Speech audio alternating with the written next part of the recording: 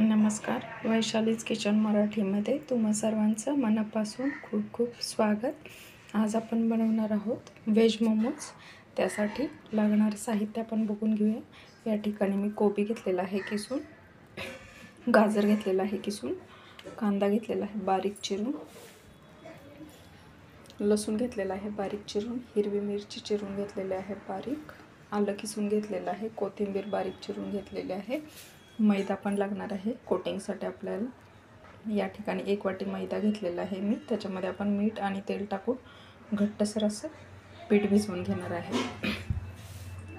आता आपण कोबी, गाजर आणि कांदा एका चाळणीमध्ये घालून घेणार आहे आणि त्याच्यामध्येच आपण मीठ पण घालून घेणार आहे आणि थोडं एक 5-10 मिनटं तसंच ठेवून देणार आहे.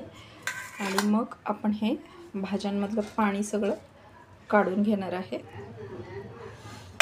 त्याच्यामध्येच आपण मीठही घालून घेणार आहे.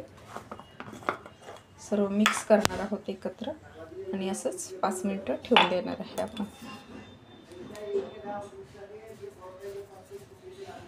भाज्यांमधलं पाणी पूर्ण निथळून पिळून घ्यायचं आहे आपल्याला. त्यामुळे आपल्या भाज्या ह्या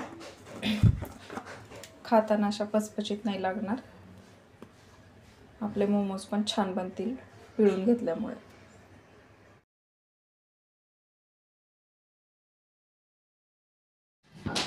मैद्यामध्ये आपण तेल आणि मीठ घालून घेतलेलं आहे.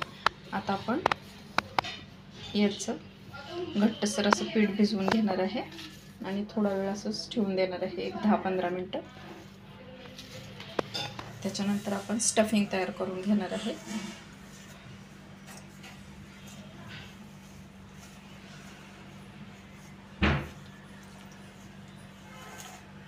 पाणी थोडंसं हळूहळूच घाला, कारण असं सैल नाही पीठ भिजवणार आहे आपण,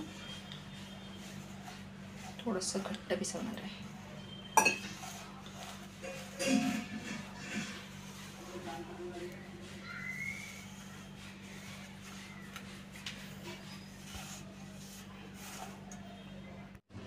आता हे आपलं पीठ मळून झालेलं आहे बघा, थोडंसं घट्टच असं मळलेलं आहे आपण.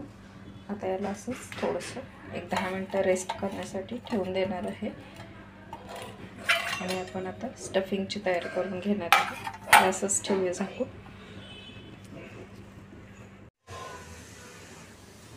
आता आपण हे आपलं स्टफिंग तयार करून घेऊया. ते बघा चाळणीमधून पाणी खाली कसं निथळून आलेलं आहे. हे सुद्धा आपण असं गच्च पिळून घेणार आहे सगळं. त्यातलं पाणी पूर्णपणे स्क्वीज करून घेणार आहे आपण.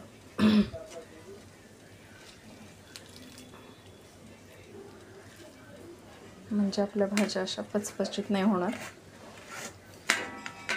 स्टफिंग भरताना. आपण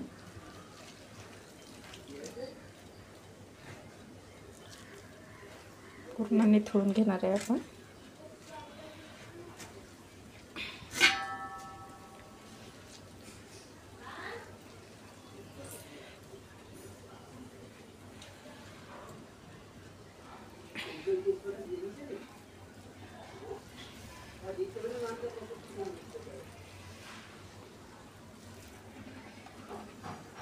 पुन्हा एकदा आपण याच्यातलं पाणी काढून घेऊया.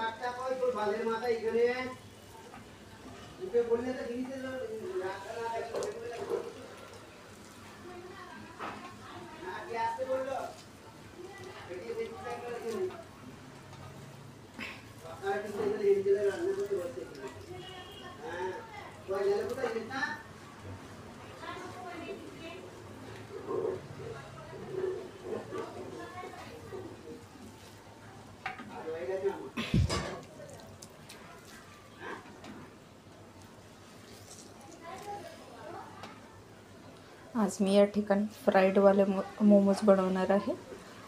स्टीमवालेच बनवतात मोमोज, पण फ्राईडवाले आवडतात लहान मुलांना, म्हणून बनवत आहे मी या ठिकाणी. आता पूर्ण पाणी आपलं यातलं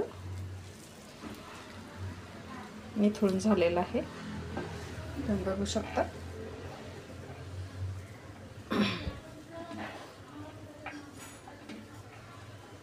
आता आपल्याला वरतून मीठ घालण्याची आवश्यकता नाही आहे. आता याच्यामध्येच आपण हा लसूण, आलं, कोथिंबीर, मिरची जी बारीक कापून घेतलेली आहे आपण ती मिक्स करून घेणार आहे. त्याच्यानंतर आपलं हे स्टफिंग तयार होणार आहे. हाताने छान असं मिक्स करून घेणार आहोत आपण.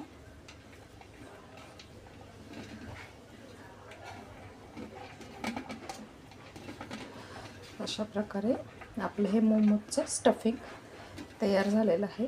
तुम्हाला आवश्यकता वाटली तर थोडंसं मीठ घाला वरतून, नाही घातलं तरीही चालू शकतं. झालं आपलं स्टफिंग तयार झालेलं आहे. आता आपण लाटून घेऊया. पिठाच्या मी छोट्या छोट्या गोळ्या बनवून घेतलेल्या आहेत आणि अशा प्रकारे आपण हे पुरीच्या शेपमध्ये लाटून घेणार आहे. त्याच्यामध्ये आपण हे स्टफिंग भरून घेणार आहे आणि मग आपण याला मोमोजचा शेप देणार आहे.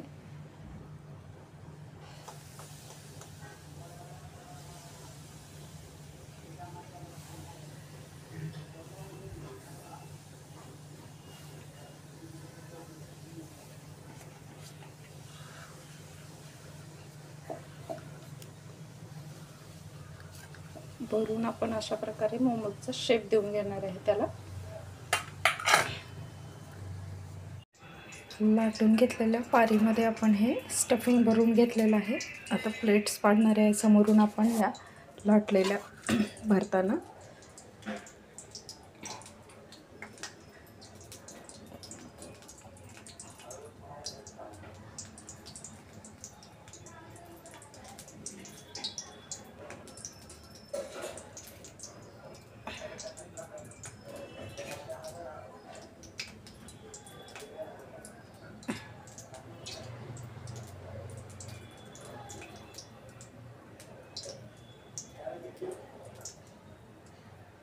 बोटाने असं दाबून घेणार आहे आपण आणि याला मोमोजचा शेप देऊन घेणार आहे.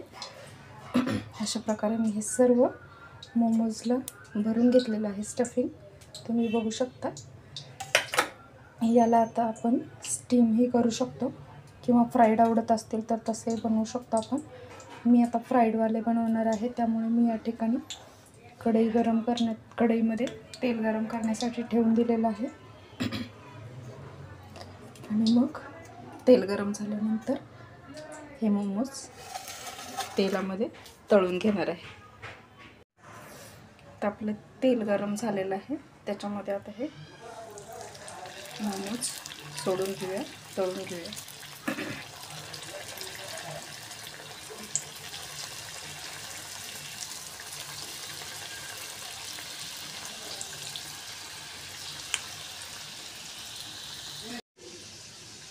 तर अशा प्रकारे आपले हे फ्राईड मोमोज बनवून तयार झालेले आहेत. तुम्ही शेजवान चटणीसोबत सर्व करू शकता. तुम्हाला जर फ्राईड आवडत नसतील तर तुम्ही याला स्टीम करून सुद्धा बनवू शकता. मैद्याऐवजी गव्हाचं पीठसुद्धा आपण वापरू शकतो या ठिकाणी. तर तुम्हाला जसं आवडत असेल तसं बनवून बघा. घरच्या घरी मुलांनाही आवडतात आणि छान टेस्टलासुद्धा बनतात हे. तर तुम्ही नक्की बनवून बघा. रेसिपी आवडली असेल तर लाईक, शेअर, कमेंट आणि सबस्क्राईब करायला विसरू नका. सोबतच बेल आयकॉनही प्रेस करा, म्हणजे तुम्हाला माझे नवनवीन रेसिपीज बघायला मिळतील. तोपर्यंत खात राहा.